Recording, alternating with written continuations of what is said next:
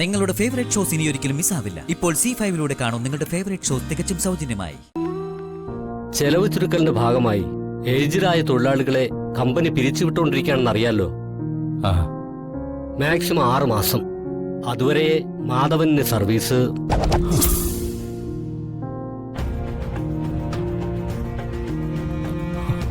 Sir, എനിക്ക് പെൻഷനാവാൻ ഇനി 2 വർഷത്തെ കാലാവധി കൂടി ഉണ്ട്.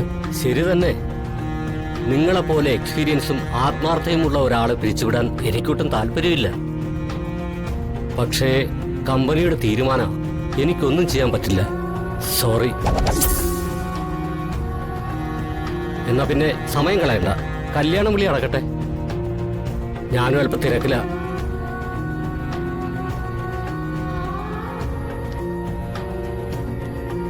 ശരി സാർ.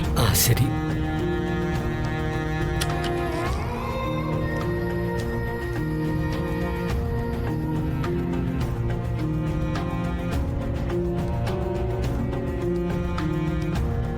എന്തായിരുന്നു മാനേജറുമായിട്ടൊരു സ്വകാര്യം? അല്ല, അത് ഈ PF-ന്റെ പണം കിട്ടാനായിട്ടേ ചില പേപ്പറുകളിൽ സൈൻ ചെയ്യാനുണ്ടായിരുന്നു. അത് സാങ്ഷനായി. ആണോ? ഈശ്വര, നമുക്ക് പോവാം.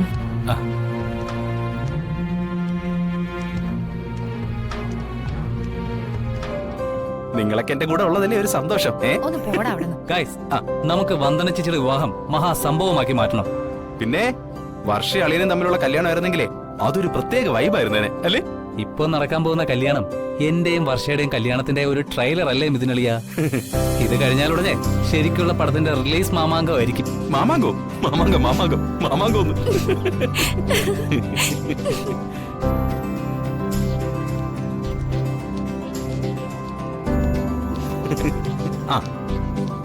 ഇനിയിപ്പോ എന്റെ ചേച്ചിയുടെ കല്യാണത്തിന്റെ ക്ഷണക്കത്ത് കിട്ടാത്തതിന്റെ പരിഭവം ആർക്കും വേണ്ട. എന്നാ പിന്നെ ക്ഷണക്കത്തെടുക്ക്. അർച്ചന, പ്രവീണ, അതെ, എന്റെ കൈ ഫ്രീ അല്ല. ശ്രീലക്ഷ്മി, ഇത് ശ്യാമന. ഏയ്, എനിക്ക് കത്തിന്റെ ആവശ്യമൊന്നുമില്ല. അതെന്താ? വിളിക്കാത്ത കല്യാണത്തിന് മാത്രമേ പോയി നിനക്ക് ശീലമുള്ളോ? വല്ലപ്പോഴെങ്കിലും വിളിച്ച കല്യാണത്തിന് പോടാ. അയ്യോ, അതല്ല ഞാൻ ഉദ്ദേശിച്ചത്. വർഷയുടെ ചേച്ചി എന്റെയും ചേച്ചിയാണല്ലോ. നമ്മൾ തമ്മിലൊരു ഫോർമാലിറ്റിയുടെ ആവശ്യമുണ്ടോ? ഇനി നീ വീണെടുത്ത് കിടന്ന് ഉരുളണ്ട. അതെ, അതുകൊണ്ട് ഞങ്ങൾ എല്ലാവരും കൂടെ വന്ദനേച്ചിയുടെ കല്യാണം അടിച്ചു പൊളിക്കും, അല്ലേ മുത്തേ? കല്യാണത്തിന്റെ തലേ ദിവസം തന്നെ വന്ന് കാര്യങ്ങളൊക്കെ നോക്കിക്കോണം. യെസ് മാഡം, ഏറ്റിരിക്കുന്നു. പക്ഷേ ഈ കല്യാണം കഴിഞ്ഞാൽ ഉടനെ ശ്യാമിന്റെ കാമുകി ആരാണെന്നുള്ള അറിയിപ്പുണ്ടാവും. ആ അറിയിപ്പുണ്ടായില്ലെങ്കിലേ ഇവന്റെ ചരമ അറിയിപ്പ് ഞാൻ പുറത്തിറക്കും.